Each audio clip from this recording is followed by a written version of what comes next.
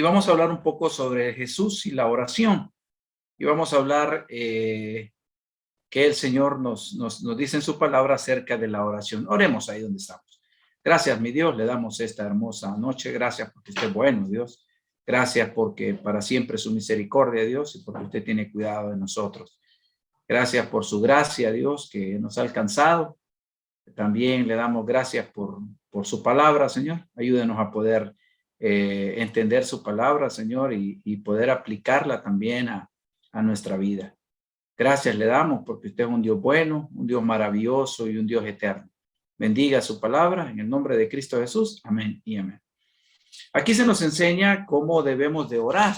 Entonces vamos a estar compartiendo un poco de lo que la palabra de Dios dice en cuanto a la oración.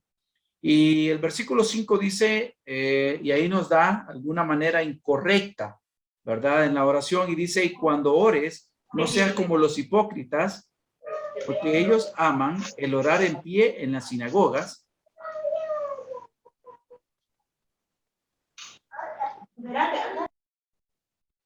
Orar en pie en las sinagogas y en las esquinas de las calles, para ser visto de los hombres. De cierto, dice, os digo que ya tienen su recompensa. Entonces, si miramos aquí, la manera incorrecta, una de las cosas es la manera incorrecta de orar, ¿verdad? La manera incorrecta de orar. Y aquí estamos hablando un poco de la vanagloria, ¿verdad? De orar vanagloriosamente. Y quiero que nos vayamos a un pasaje, ahí mismo en el pasaje, bueno, el pasaje dice, y cuando ores no seas como los hipócritas, porque ellos aman orar de pie en las sinagogas y en las esquinas de las calles para ser visto de los hombres. Por cierto, digo que ya tienen su recompensa. Entonces, si miramos ahí, dice que no debemos de ser como los hipócritas, ¿verdad? Prácticamente debe haber sinceridad en nuestra vida. Y dice, porque ellos aman el orar de pie en las sinagogas y en las esquinas de las calles para ser visto de los hombres. De cierto digo que ya tienen su recompensa. Hay un pasaje que me llamó la atención, que también quiero compartírselos, en Lucas 18:11, se los voy a compartir lo que dice acá. Lucas 18:11. Y me llamó la atención que es la manera incorrecta de cómo, ¿verdad? Una manera incorrecta de orar. Y dice así, el 18:11, creo que sí. Vamos a ver. Y dice así. El fariseo puesto en pie oraba consigo mismo de esta manera: Dios, te doy gracias porque no soy como otros hombres, ladrones, injustos, adúlteros, ni aún como este publicano. Ayuno 2 veces a la semana, doy diezmo de todo lo que gano. Mas el publicano, estando lejos, no quería ni aún alzar los ojos al cielo, sino que golpeaba el pecho diciendo: Dios, sé propicio a mi pecador. Entonces, si miramos ahí, ¿verdad? ¿Cuál es la actitud del fariseo? Dice que él, puesto de pie, oraba consigo mismo de tal manera que decía: Dios, doy gracias porque no soy como los demás hombres, ¿verdad? Ladrones, injustos, adúlteros, ni aún como este publicano. Ayuno 2 veces a la semana, doy diezmo de todo lo que gano. Más el publicano, bueno, si miramos ahí, entonces, lo que estamos viendo en la vida de esta persona es una actitud de vanagloria, ¿verdad? De vanagloria. Y miramos ahí cómo, ¿verdad? Esta vanagloria ha llenado la vida de esta persona, comparándose con las otras personas. Señor, yo voy a la iglesia los domingos. Señor, yo doy el diezmo, ¿verdad? Así que tienes que escucharme, ¿verdad? Y miren, ayuno 2 veces a la semana y doy diezmo de todo lo que gano. Pero miren la actitud del publicano. Una actitud, ¿verdad? Que esa debe ser nuestra actitud. Mas el publicano, estando lejos, no quería ni aún alzar los ojos al cielo, sino que golpeaba el pecho diciendo: sé propicio a mí, pecador. Entonces, si miramos ahí, si estamos viendo ahí, entonces miramos la manera incorrecta, ¿verdad? La manera incorrecta de orar. Nos vamos de nuevo al pasaje. Vamos de nuevo al pasaje en Mateo capítulo 6, versículo 5. Entonces, lo primero que miramos ahí entonces es la manera incorrecta de orar, ¿verdad? Y debemos de tener cuidado porque ahí Jesús está hablando de la oración. Y entonces muchas veces hay malas actitudes cuando estamos orando. Y ahí miramos ¿verdad? La práctica de los hipócritas, que ellos quieren ser vistos y quieren llamar la atención. Eso es lo que miramos ahí. Ahora, en el siguiente versículo, versículo 6, nos da la manera correcta de cómo nosotros debemos de orar. Mas tú cuando ores, entra en tu aposento y cerrada la puerta, ora a tu Padre que esté en lo secreto, y tu Padre que ve en lo secreto te recompensará en público. Mas tú cuando ores, entra en tu aposento. Al Señor Jesús le gustaba orar en el monte, ¿verdad? A Pedro, ¿verdad? Le gustaba subir a la azotea a orar. Entonces dice, entra a tu aposento y cerrada la puerta, ora a tu Padre que está en secreto. Y tu Padre que está en secreto te recompensará en lo público. Una verdadera oración debe nacer de un corazón necesitado. Miren, una verdadera oración debe nacer de un corazón necesitado. Cuando ores, entra a tu aposento. Cuando nos está hablando de aposento, nos habla de un lugar retirado, un lugar solitario, porque es mentira. Podemos ver que decimos, vamos a orar en la sala. No, tenemos bulla, ¿verdad? Vamos a orar en el cuarto, o de repente vamos a orar y está el celular por ahí. No, por eso dice, mas tú cuando ores, ¿verdad? Entra en tu aposento y cerrada la puerta, ora a tu Padre que está en secreto, y tu Padre que te ve en lo secreto te recompensará en público. Entonces, ¿cómo la verdadera oración, verdad? ¿Cuál es la manera correcta de orar ahí? Ir a un lugar retirado, un lugar solitario, y que no haya interrupciones. Yo no sé si les pasa a ustedes, pero normalmente cuando tenemos ese tiempo de oración, todo mundo llama, ¿verdad? Todo mundo nos quiere llamar. Hay gente que nunca llama y de repente estamos en ese tiempo de oración y ahí nos están llamando, ¿verdad? ¿Por qué? Porque el enemigo no quiere que usted y yo dediquemos ese tiempo a la oración. Entonces tenemos que buscar un lugar donde nadie, ¿verdad? Nadie nos encuentre, un lugar ahí que estemos solamente nosotros y Dios. Y de manera secreta, usted, ¿verdad? Y Dios. Y esa es la manera correcta, ¿verdad? Cuando debemos de, o cómo debemos de orar. Ahora, versículo 7, también otra manera, el 6 es una manera correcta, el 7 es otra manera incorrecta de cómo orar. Y orando dice, no uséis vanas repeticiones, como los gentiles que piensan que por sus palabrerías serán oídos. Muchas veces sucede esto, ¿verdad? No debemos de usar vanas repeticiones.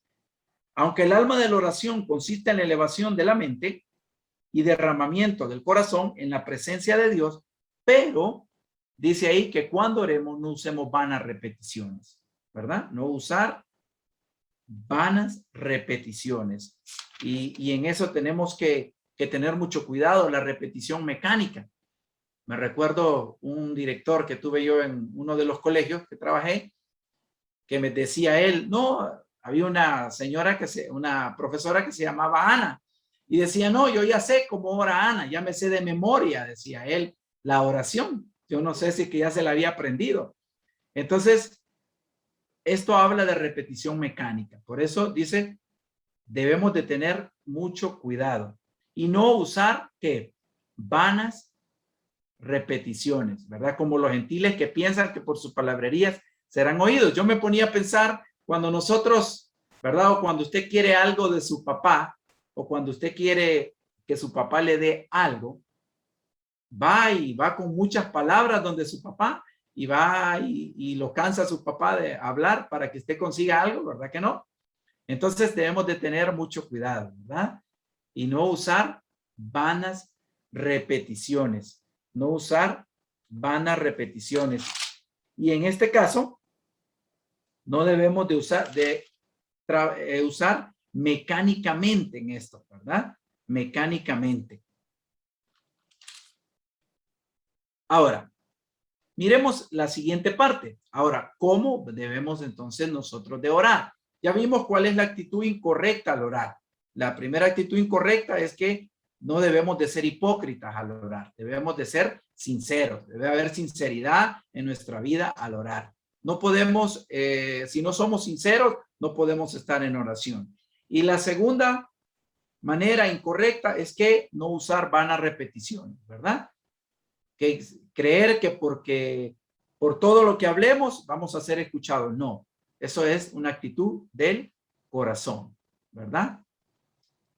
Hay un pasaje que me gusta mucho que dice, al corazón contrito y humillado, ¿verdad? No desprecia a Dios. Entonces, eso es lo que necesitamos. Un corazón contrito y humillado delante de nuestro Dios. Ahora, vosotros pues, vamos a ver cómo debemos de orar. Y aquí el Señor le enseña, ¿verdad? Los discípulos cómo deben de orar. Y vosotros pues dice, oraréis así. Padre nuestro que estás en los cielos, santificado sea tu nombre. Y vamos con la primera parte, donde nos dice ahí la primera petición y nos dice ahí, Padre nuestro. Qué bonito, ¿verdad? Saber de que tenemos un Padre que nos ama. Y dice ahí, Padre nuestro. Qué bonito saber de que tenemos ese Padre, mas a todos los que le recibieron, a los que creen en su nombre, les dio potestad de ser hechos hijos de Dios. Y por eso usted y yo, que hemos recibido a Cristo como nuestro Señor y Salvador personal, tenemos ese Padre nuestro. Y dice, Padre nuestro que estás en los cielos. El Padre nuestro, ¿verdad? Presentarnos delante de Él, y eso nos está diciendo ahí que debemos de presentarnos delante de Él con reverencia y exaltación. Eso es como cuando vamos a ese tiempo de alabanza delante de nuestro Dios. Lo primero es presentarnos delante de nuestro Padre y presentarnos delante de Él con reverencia y exaltándole porque es nuestro Padre, ¿verdad? Y podemos acercarnos a Él con plena confianza, ¿verdad? Y por eso podemos decir ahí, Padre nuestro, ¿verdad? Que estás en los cielos. Qué bonito, ¿verdad? Poder llegar delante de Dios y poderle decir, Dios, el Dios en quien oramos es nuestro Padre. Es un Padre que conoce nuestro caso y nuestra necesidad. Él conoce. Y por eso llegamos delante de Él diciéndole, Padre nuestro, que estás en los cielos. Y si miramos ahí, vamos a ver un pasaje en Romanos 8:26. Yo se los leo acá si quieren. Vamos a ver. Romanos 8:26. ¿Qué dice la palabra? Romanos 8:26 dice, y es que a veces no sabemos cómo vamos a orar. Y dice, y de igual manera el Espíritu nos ayuda en nuestra debilidad. Pues hemos de pedir como conviene, pues no lo sabemos. Pero el Espíritu mismo intercede por nosotros con gemidos indecibles. Qué bonito, ¿ya? Usted y yo no sabemos cómo orar, pero el Espíritu Santo es el que arregla. Es como cuando cantamos, ¿verdad? Cuando cantamos y cantamos con una actitud del corazón, entonces, quien hace la obra y dice, y de igual manera el Espíritu nos ayuda en nuestra debilidad, pues hemos de pedir como viene, no lo sabemos, pero el Espíritu Santo intercede por nosotros con gemidos indecibles. Padre nuestro, ¿a quién debemos de orar? ¿Verdad? A nuestro Padre, ¿verdad? Y con esa confianza podemos ir a nuestro Padre con esa confianza. Por ser el Padre, ¿verdad? Nos acercamos confiadamente. En Hebreos 4:16, mire lo que dice Hebreos 4:16, hablando de cómo usted y yo debemos de ir y debemos de presentarnos delante de nuestro Padre. Hebreos, miremos ahí Hebreos 4:16 y mire lo que dice ahí. Acerquémonos pues confiadamente. ¿Por qué? Porque es nuestro Padre, ¿verdad? Es nuestro papá y con él vamos a hablar. Y dice 16, acerquémonos pues confiadamente al trono de la gracia para alcanzar misericordia y hallar gracia para el oportuno socorro. Qué bonito, acercarnos confiadamente. Qué bonito saber de que tenemos un Padre que está ahí, esperando que usted y yo vayamos, pero que debemos de entender, ¿verdad? Que debemos de acercarnos confiadamente. Acercarnos confiadamente. Miremos, vámonos de nuevo al pasaje donde estamos. Entonces ya sabemos, y dice, y oran, dice la parte, vosotros pues oraréis así, Padre nuestro que estás en los cielos. Entonces recordemos, cuando nuestras oraciones, ¿verdad? Deben de ir dirigidas a nuestro Padre. Padre nuestro que estás en los cielos, ¿verdad? Y entender que Él es nuestro papá, Él es nuestro Padre. Hay un pasaje allá en Romanos que me llamaba la atención, por el cual clamamos Abba Padre, ¿verdad? O decimos Padre, Abba Padre, qué bonito, papayito, ¿verdad? Entonces podemos saber que nuestro Padre, ¿verdad? Está en los cielos y que Él tiene control. La segunda parte de este pasaje dice ahí, santificado sea tu nombre. Mire bien, santificado sea tu nombre. Y aquí nos habla de que su nombre sea exaltado entre las naciones. Aquí nos habla que su nombre debe ser exaltado entre las naciones. Santificada, en otras palabras, sea la persona de Dios. Eso quiere decir aquí, santificado sea tu nombre. Y mire cómo comenzamos a orar. Decimos, Padre nuestro que estás en los cielos. Santificado sea tu nombre. Darle el honor y la gloria que le pertenecen, ¿verdad? A Él, ¿verdad? Que le pertenece a Él. Dios sea glorificado. Miremos ahí que nos dice Juan 12:20. Juan 12:20. Miremos que nos dice ahí la palabra. En Juan 12:20.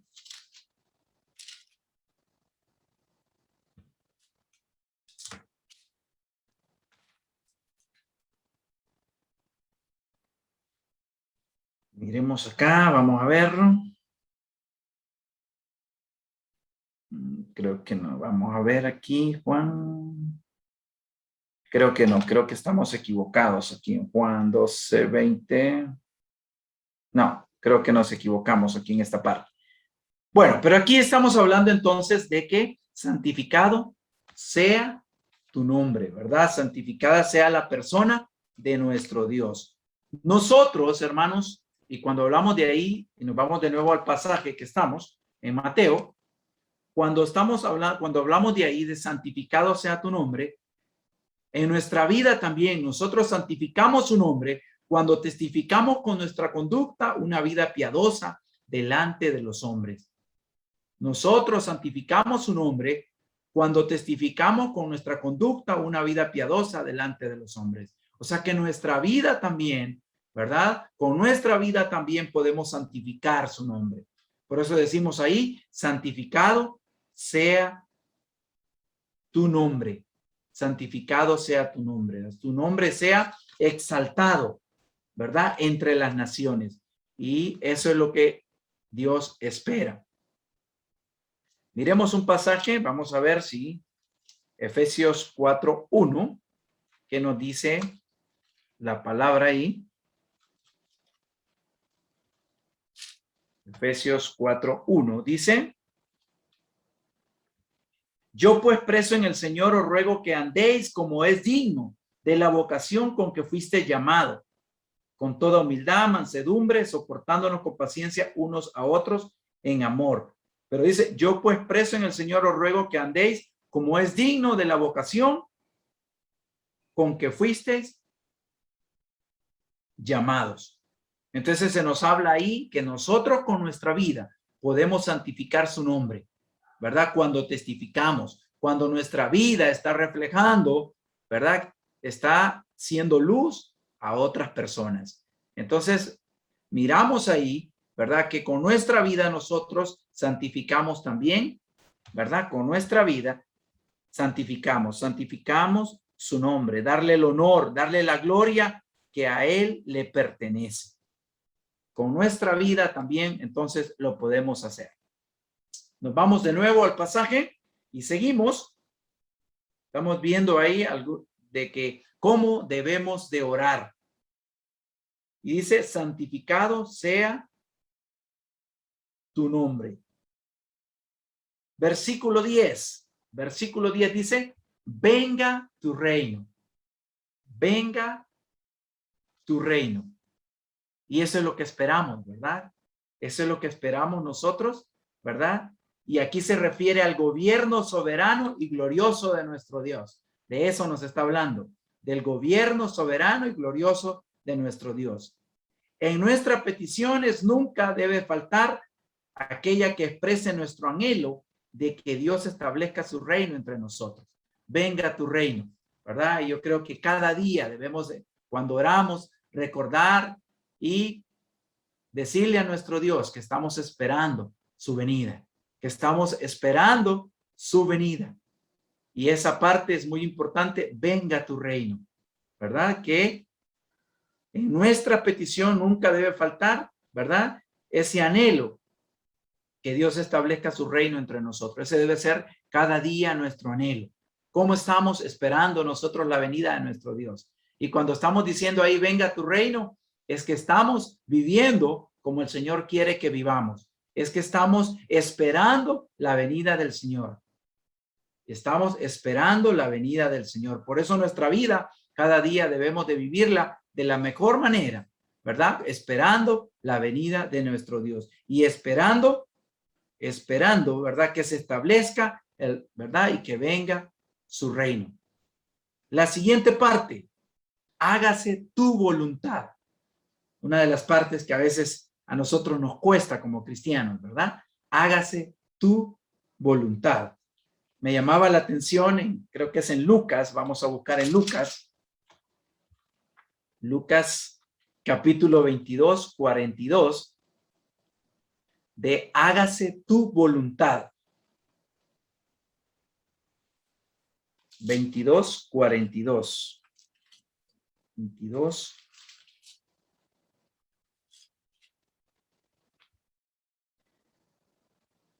Y dice así, diciendo, Padre, si quieres pasa de mí esta copa, pero que no se haga mi voluntad, sino la tuya. El mismo Señor, ¿verdad? Antes de ser crucificado, diciendo, Padre, si quieres pasa de mí esta copa, pero que no se haga mi voluntad, sino la tuya. Muchas veces, ¿verdad? Es una de las cosas que a veces amamos muchas veces, o más bien hacemos muchas veces las cosas a nuestra manera, no a la voluntad de Dios, ¿verdad? Y eso debemos de tener, ¿verdad? Hágase tu voluntad. En otras palabras, decirle al Señor, capacítame para hacer lo que te agrada. Eso es lo que estamos diciendo ahí. Capacítame para hacer lo que te agrada. Dame esa gracia para un recto conocimiento de tu voluntad y una obediencia total. ¿Verdad? Y por eso decimos ahí, hágase tu voluntad. Y eso es lo que debemos cada día, ¿verdad? Cada día, ahí en el pasaje de Mateo, y dice, venga tu reino, hágase tu voluntad. ¿Y cuál es la voluntad de nuestro Dios? Bueno, la voluntad de nuestro Dios es la santificación. Romanos 12:2, un pasaje que lo conocemos mucho. Miremos que nos habla de esto de hacer su voluntad. Romanos 12:2. Y dice así. Así que, hermanos, ruego por la misericordia de Dios que presentéis vuestro cuerpo en sacrificio vivo, santo, agradable a Dios, que es vuestro culto racional. Y no conforméis a este siglo, sino transformaos por medio de la renovación de vuestro entendimiento, para que comprobéis cuál sea la buena voluntad de Dios, agradable y perfecta. Y ahí estamos diciendo, Señor, hágase tu voluntad. Aún en nuestra vida, decirle al Señor que se haga nuestra voluntad. Y dice que la voluntad de Dios es agradable y es perfecta. Y como hijo de Él, cada día debemos de hacer su voluntad. En nuestros hogares, hacer la voluntad de nuestro Dios. ¿Verdad? Con nuestra familia, hacer la voluntad de nuestro Dios. Que eso es lo que Dios espera de cada uno de nosotros. Y no dejar que sea muchas veces como ¿verdad? Como cristianos hacemos nuestra voluntad. No, debe ser la voluntad de Dios. Si es la voluntad de Dios, iré a dicho lugar. Si es la voluntad de Dios, ¿verdad? Pero que sea la voluntad de Dios. Y ahí tenemos que decirle, Señor, hágase tu voluntad, ¿verdad? Hágase tu voluntad. Y esa es parte de lo que Dios espera que nosotros aprendamos, ¿verdad? A orar. Y miramos ahí, dice, venga a tu reino, hágase tu voluntad, como en el cielo, así también en la tierra. Mire lo que dice, hágase tu voluntad como en el cielo, así también en la tierra. Y eso es lo que esperamos, ¿verdad? Que cuando el Señor venga, entendemos que se va a hacer la voluntad, ¿verdad? Tanto aquí en la tierra, ¿verdad? Como en el cielo. En el cielo se hace la voluntad de Dios. Pero ¿qué pasa aquí en la tierra? ¿Verdad? No se está haciendo la voluntad de Dios. Y por eso dice ahí, hágase tu voluntad, como en el cielo, así también en la tierra.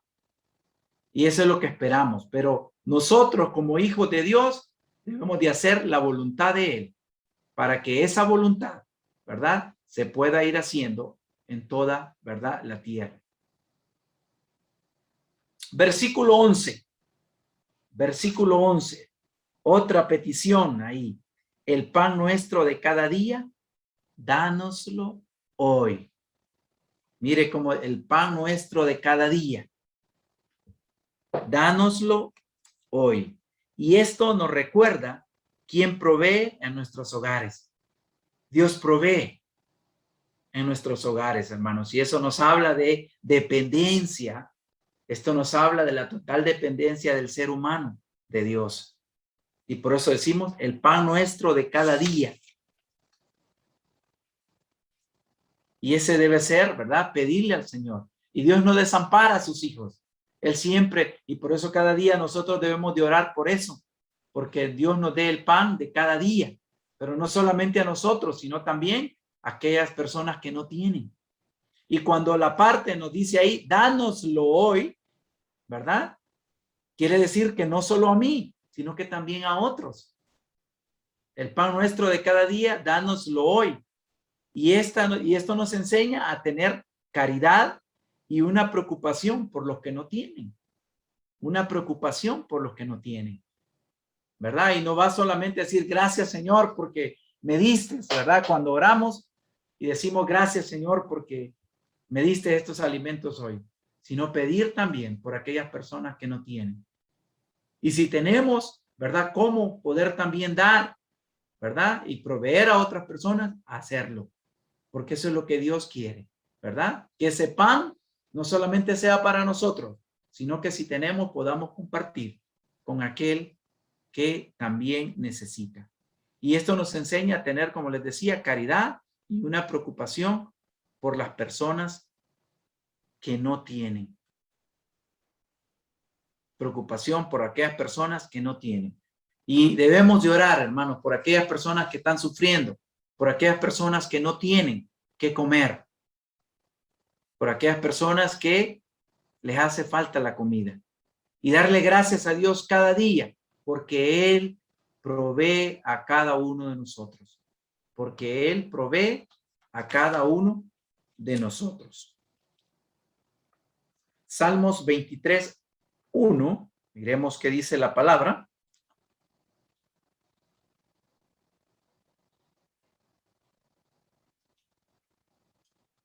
Salmos 23:1. Dice, Jehová es mi pastor y nada me faltará. En lugares de delicados pastos me hará descansar. Junto a aguas de reposo me pastoreará. Pero la primera parte, Jehová es mi pastor y nada me faltará. Nada nos va a faltar, hermanos, ¿verdad? Y por eso no debemos de preocuparnos porque Dios tiene cuidado de nosotros, ¿verdad? Y nada nos va a faltar. Dice, Jehová es mi pastor y nada nos faltará. Entonces, entender, hermanos, que, ¿verdad? Que debemos, en esta parte, dar gracias a Dios por el pan de cada día y pedir el pan de cada día. Y darle gracias a Dios porque nos da.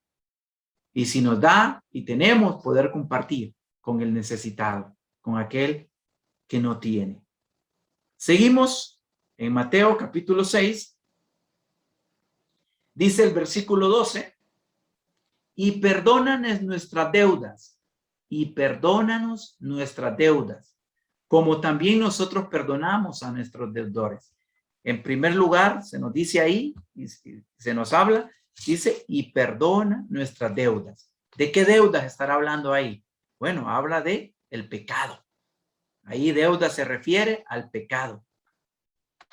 Y perdona nuestras deudas.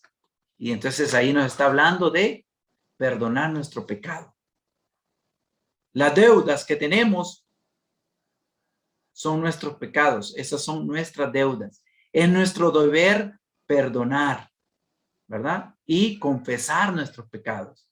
Si confesamos nuestros pecados, seré fiel y justo para perdonar nuestros pecados y limpiarnos de toda maldad. Cuando dice ahí, y perdona nuestras deudas, es confesar nuestros pecados y pedirles a Dios perdón, ¿verdad? El salmista decía, examíname, oh Dios, y conoce mi corazón. Ve si en mí hay camino de perversidad y límpiame y guíame por el camino eterno. Entonces, pedirle al Señor que Él perdone nuestras deudas, perdone nuestros pecados. Cada día pedirle al Señor, perdona porque tal vez no estoy haciendo tu voluntad. Señor, perdóname porque tal vez no estoy compartiendo tu palabra. Señor, perdóname porque tal vez no estoy siendo luz a otras personas. Y nuestro, ¿verdad? Y por eso la palabra dice ahí, perdona nuestras deudas. Hermanos, si algo que yo he entendido siempre en la vida cristiana es que si nosotros tenemos una buena relación con Dios, vamos a tener una buena relación con las demás personas. Y dice ahí, y perdona nuestras deudas, como también nosotros perdonamos a nuestros deudores. Si alguien nos ha hecho mal, primero tenemos que dejar que Dios perdone nuestras vidas para que nosotros podamos perdonar a esa persona. No podemos decir, es que tal persona, ¿verdad? Yo no le he perdonado. Entonces Dios no quiere decir que todavía en nuestra vida hace falta, ¿verdad? Que perdonemos. Perdona nuestras ofensas, así como nosotros perdonamos a los que nos ofenden. Así como Dios perdonó nuestras deudas, así nosotros debemos perdonar a los que nos ofenden. Así como Dios perdonó nuestras deudas, nosotros debemos de perdonar a los que nos ofenden. Y eso es parte del propósito de Dios. Por eso dice la palabra ahí, nos enseña, perdona nuestras deudas, perdona nuestros pecados, como nosotros también perdonamos a las personas que nos han hecho daño. Miremos ahí Lucas 17:3. La palabra en Lucas 17:3.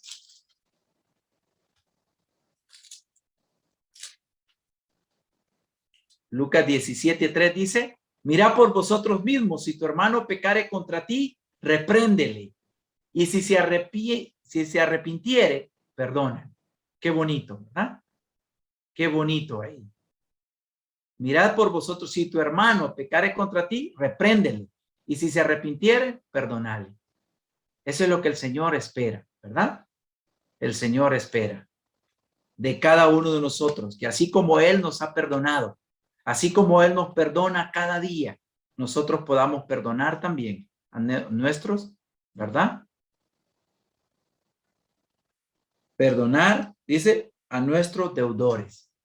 Nosotros también debemos de perdonar a nuestros deudores.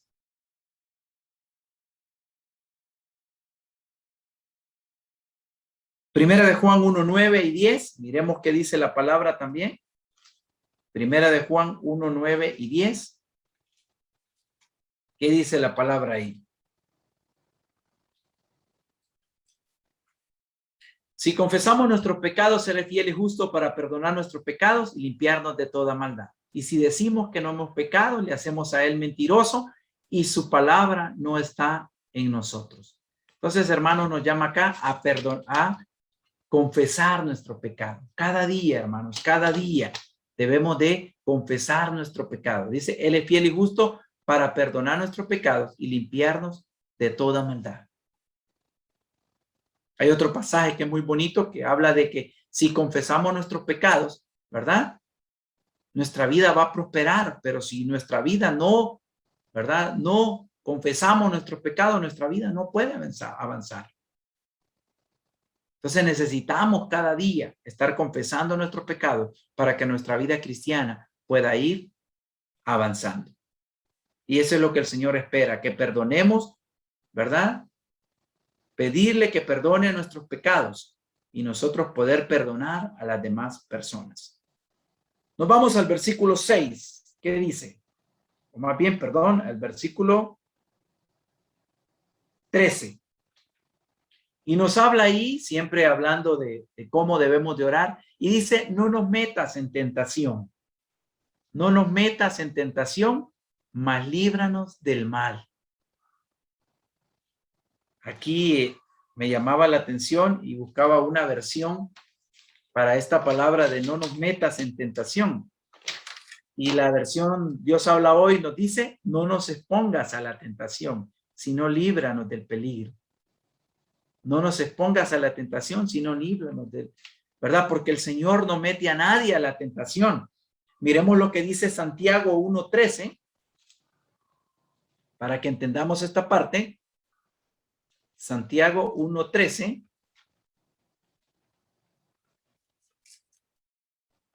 Y mire lo que dice ahí. Desde el 12 dice, bienaventurado, bueno, el 12 dice, bienaventurado el varón que soporta la tentación, porque cuando haya resistido la prueba, recibirá la corona de vida que Dios ha prometido a los que le aman. 13. Cuando alguno es tentado, y ahí está, miren de dónde viene la tentación. Cuando alguno es tentado, no diga que es tentado de parte de Dios, porque Dios no puede ser tentado por el mal, ni tienta a nadie, sino que cada uno es tentado cuando de su propia concupiscencia es atraído y seducido. 15. Entonces la concupiscencia, después de haber concebido, da a luz al pecado, y el pecado siendo consumado da a luz a la muerte. Entonces, si miramos ahí, entonces el que pone la tentación ahí es el enemigo, ¿verdad? El que pone la tentación ahí es el enemigo. Pero algo que nos dice ahí, que siempre hay una salida a la tentación, ¿verdad? Siempre hay una salida y Dios nos pone ahí, y por eso el 13 dice, cuando alguno es tentado, no diga que es tentado de parte de Dios, porque Dios no puede ser tentado por el mal, ni él tienta a nadie, sino que dice, cada uno es tentado cuando de su propia concupiscencia es atraído y seducido. Pero el versículo 12 es importante después de esto, el 12 ahí donde estamos siempre en Santiago, el 12, miremos.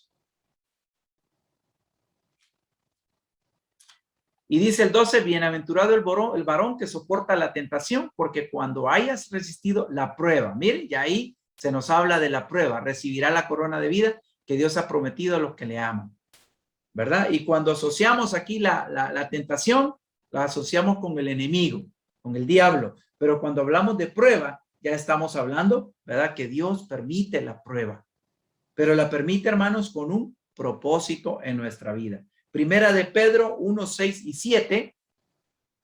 Primera de Pedro 1, 6 y 7. ¿Qué dice la palabra?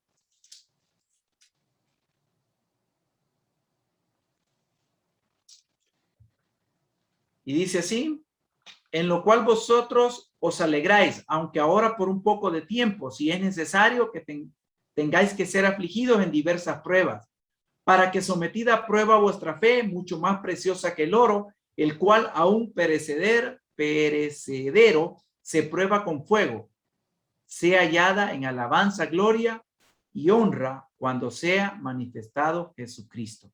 ¿Cuál es la idea entonces, hermanos, de la prueba acá? ¿Verdad? La idea de la prueba es que nosotros podamos, ¿qué? Crecer, para que nuestra vida pueda crecer. Y es parte de nuestra vida cristiana. La prueba es parte de nuestra vida cristiana.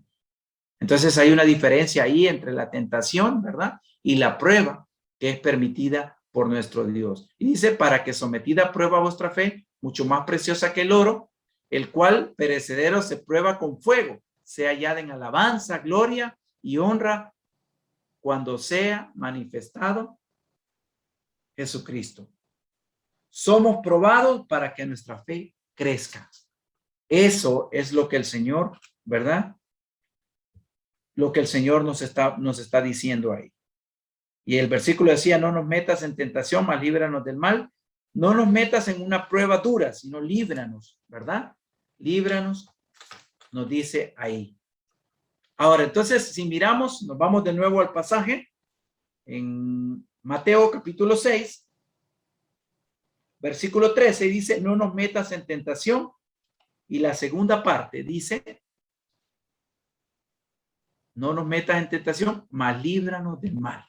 Y es que, hermanos, estamos viviendo un tiempo difícil, estamos viviendo tiempos peligrosos, y es una de nuestras peticiones cada día es pedirle al Señor que nos libre del mal, que nos libre del maligno.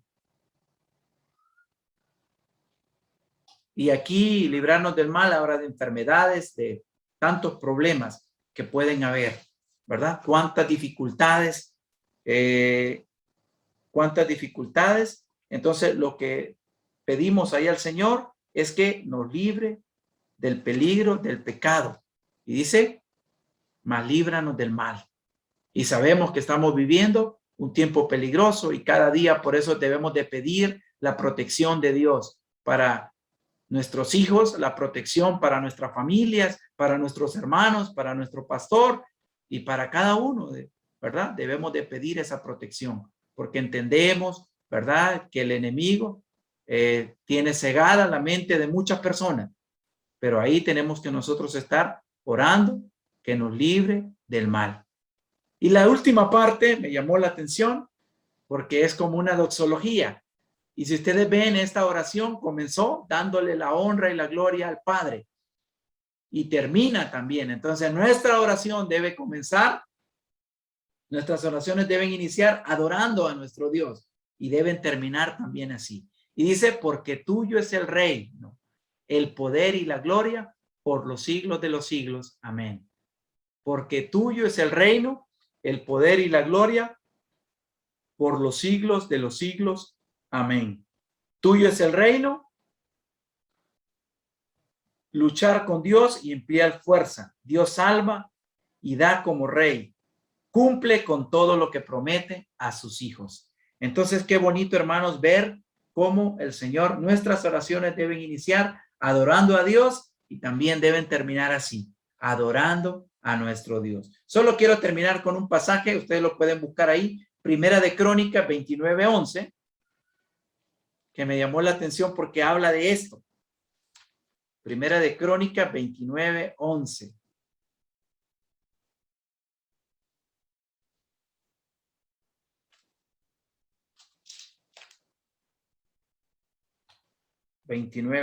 Aquí lo tenemos.